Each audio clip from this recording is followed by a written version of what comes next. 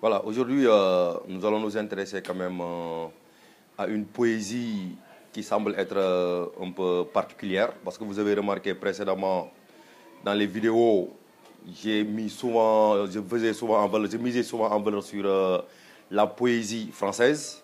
Aujourd'hui, nous allons nous intéresser à la poésie africaine d'expression française. Alors là, juste pour attirer votre attention, si je dis à la poésie africaine d'expression française, forcément tout le monde pense à un mouvement qui s'appelle le mouvement de la négritude. Autrement dit, aujourd'hui, nous nous intéressons au contexte africain poétiquement parlant. Alors, dans cette phase, comprenez que 95% des écrivains africains s'intéressent à l'engagement.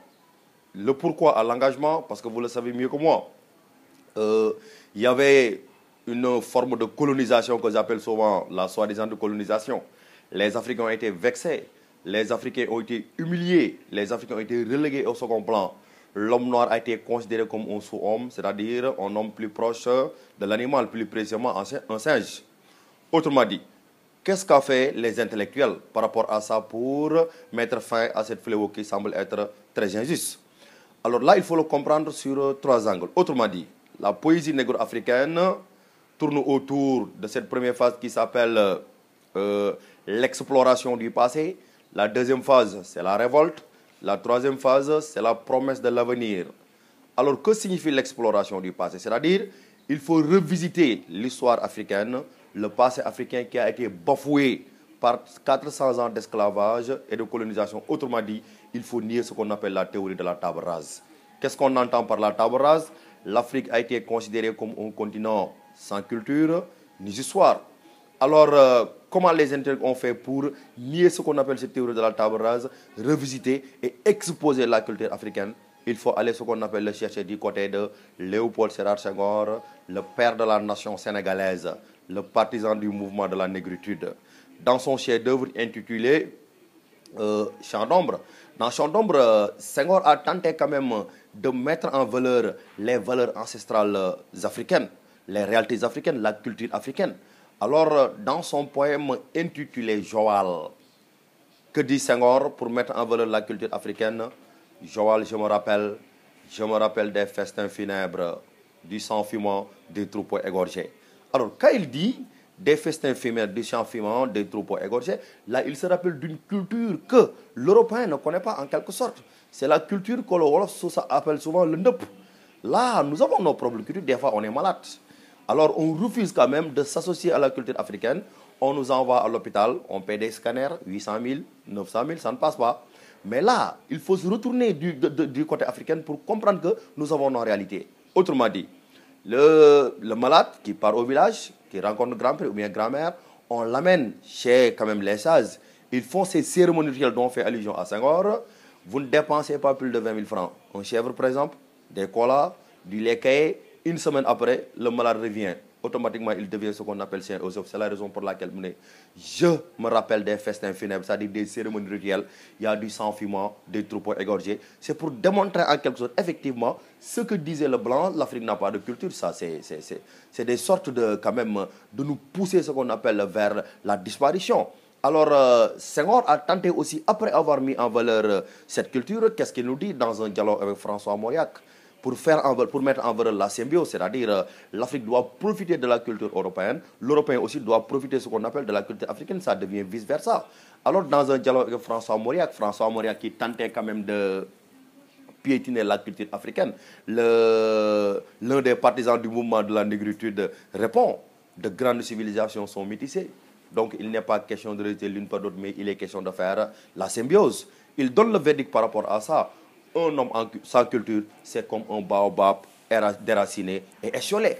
Alors là, nous avons aussi Léon Gontran Damas dans ses pigments qui chante la nostalgie du pays africain. Alors, dans cette perspective, nous avons ce qu'on appelle l'autre aspect, qu'on appelle la révolte. La révolte, ça, c'est une dénonciation, c'est une remise en cause. Il faut appeler les opprimés à la révolte. Il faut remettre en cause ce qu'on appelle les vexations, la soi-disant de colonisation. Alors là, il faut convoquer David Diop dans son ouvrage intitulé « Les coups de pilon ». Alors, dans les coups de pilon, David Diop a tenté de démontrer le visage de l'Afrique a tenté de remettre en cause ce qu'on appelle le colonisateur qu'il considérait comme, par exemple, un vautour. Il considérait comme quelqu'un qui suce ce qu'on appelle le sang africain. Moi, pour démontrer ça dans un de ses poèmes extraits, ce qu'on appelle des coups de poing, bien entendu, la guerre mondiale. Qu'est-ce qu'il nous dit? Si ce n'était pas les Noirs, noirs comme des charbons, nombreuses comme des fourmis, braves comme des lions. Alors là, pour expliquer un peu, il y a l'adverbe si, il y a la condition. Si ce n'était pas le noir, c'est-à-dire, si ce n'était pas le noir, la France va perdre la guerre. Noirs comme des charbons, nous sommes nombreux comme des fourmis. C'est à cause de ça que la France s'en sort victorieuse. Autrement dit, il faut remercier les Africains au lieu de les piétiner, au lieu de ce qu'on appelle de les vexer. Alors là, Senghor aussi revient à la charge. Qu'est-ce qu'il nous dit par rapport à ce qu'on appelle à cette dénonciation? Notre noblesse nouvelle, ce n'est pas de dominer ce qu'on appelle notre peuple, mais d'être sa bouche et sa trompette. Là, on ne saurait terminer avec ce qu'on appelle cette phase révolte sans pour autant faire appel, comme je l'ai dit affectueusement lors de ma vidéo précédente, Aimé Césaire, l'homme le plus amer, l'homme le plus coriace, d'en partir, qui se proclame le porte-parole des opprimés. Césaire déclare, et si je ne sais que parler, c'est pour vous que je parlerai. Ma bouche sera la bouche des malheurs qui n'ont point de bouche. Ma voix est celle qui s'affaisse au cachot du désespoir. Autrement dit, le poète est un leader d'opinion. Et enfin, nous avons ce qu'on appelle l'exploration du passé. Lorsque l'Afrique a été libérée des mains ensanglantes du colonisateur, bien entendu, la première génération, en l'occurrence, Senghor, Césaire, Damas, Ousmane Socé, se sont restés muets. Maintenant, qu'est-ce qui se passe? Il est question maintenant de connaître ce qu'on appelle le combat, mais il n'est plus question de remettre en cause ce qu'on appelle le comportement du colonisateur, mais il est question de remettre en cause le comportement des Africains. Il faut mettre fin à ce qu'on appelle aux mots qui gangrènent le continent africain. La xénophobie, par exemple, l'injustice, par exemple, la dictature, nous avons la tyrannie, nous avons ce qu'on appelle le coup d'État. Ça, c'est l'œuvre de ce qu'on appelle des jeunes poètes. Nous avons René Dépès, nous avons Stanislas Odotevi, nous avons Jacques Rabamanan Khara, nous avons ce qu'on appelle, comment elle s'appelle encore, Paul Niger.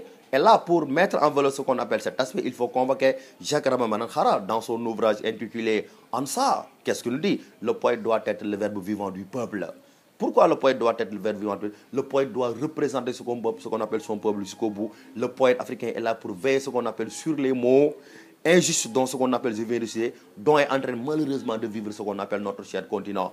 Nous avons aussi ce qu'on appelle Paul Niger dans son poème intitulé L'Afrique va parler. L'Afrique va parler de quoi? De ces mots. Quels sont les mots qui gangrènent l'Afrique, comme j'ai dit tantôt, pour vous rafraîchir davantage la mémoire? Il y a tellement de dictatures dans ce pays. Il y a ce qu'on appelle la xénophobie, etc. Tout ça, il faut mettre fin à ce qu'on appelle à ce fléau. Tel est ce qu'on appelle l'œuvre, ce qu'on appelle de la jeune génération.